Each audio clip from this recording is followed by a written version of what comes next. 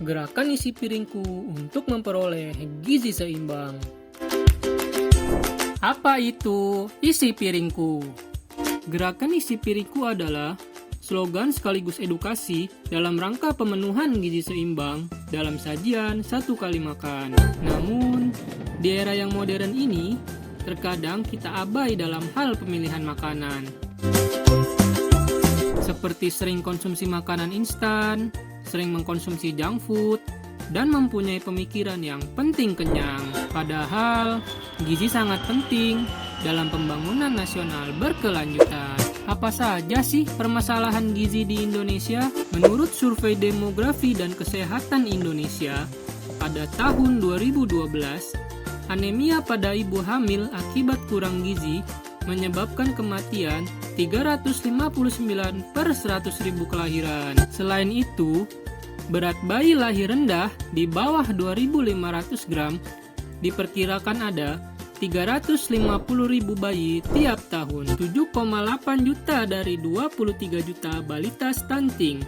Dan Indonesia merupakan peringkat 5 negara darurat stunting menurut WHO. Menurut riset kesehatan dasar pada tahun 2018, balita gizi buruk sebesar 17,7%, anemia pada usia 2-5 tahun sebesar 17,5%, serta prevalensi stunting pada anak sebesar 37,2%. Menurut survei dunia pada tahun 2014, 1,9 miliar orang overweight, serta 600 juta orang obesitas. Indonesia juga tidak luput dari obesitas. Survei riset dasar Indonesia mengungkapkan bahwa kenaikan obesitas sangat signifikan di Indonesia, mulai dari pria, wanita, serta anak-anak. Isi piringku, solusinya.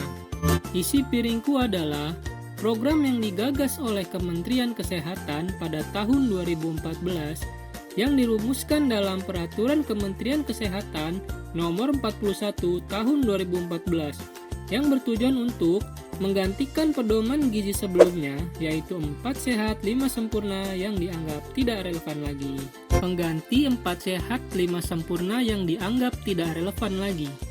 Kenapa? Karena konsep 4 sehat 5 sempurna yang terdiri dari makanan pokok, sayur mayur, lauk pauk, buah-buahan, serta susu sebagai pelengkap, tidak terdapat panduan berapa banyak jumlah yang harus dimakan.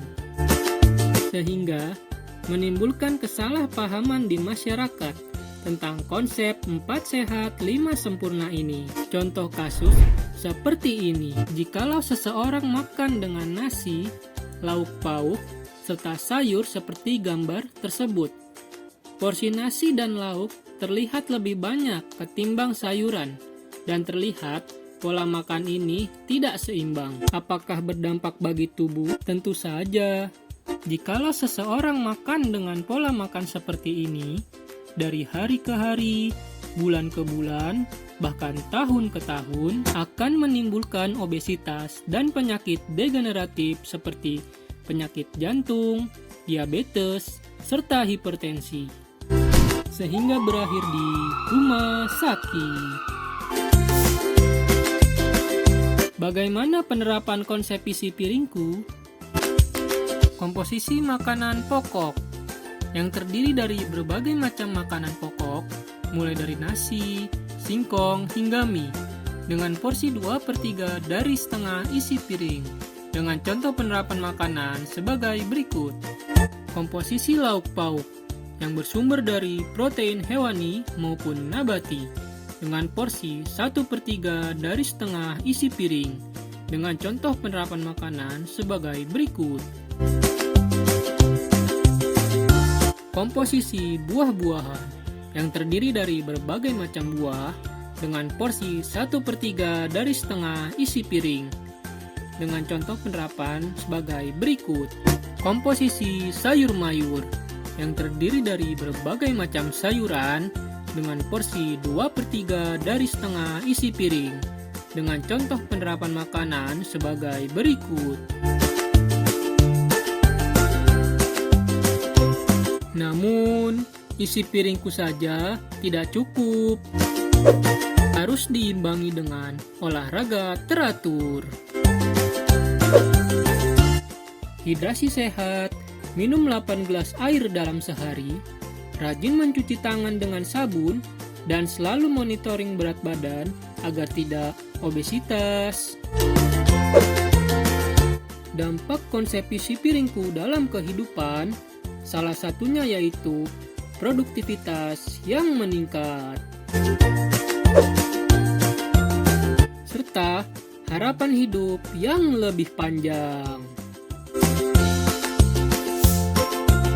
Mulai sekarang, yuk perhatikan asupan gizi yang masuk dengan penerapan konsep isi piringku untuk hidup yang lebih sehat.